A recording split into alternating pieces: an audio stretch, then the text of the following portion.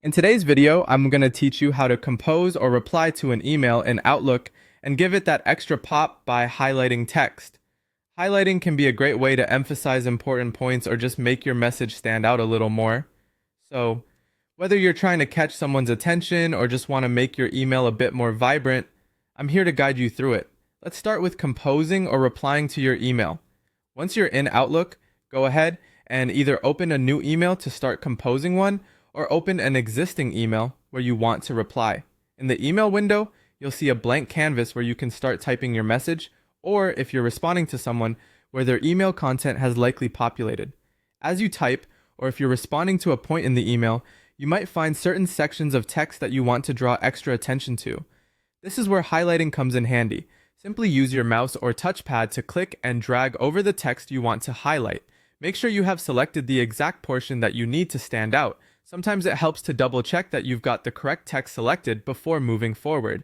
Now, with your text selected, you'll want to direct your attention up to the top of the Outlook window. You'll see various tabs. Click on the one labeled Format Text.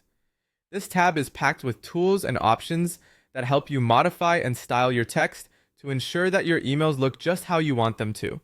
Within the Format Text tab, you should spot the Text Highlight Color button. It's typically represented by a marker icon, and it might even show the last used highlight color. Clicking on this button will reveal a palette of colors for you to choose from. You're not stuck with just one or two options. You have a whole spectrum of colors to pick from. This way, you can not only highlight but also harmonize with your email's aesthetic or your company's branding.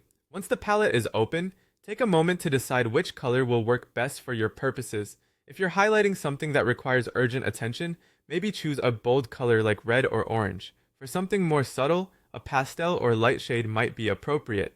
Click on your chosen color, and voila! Your selected text is now highlighted.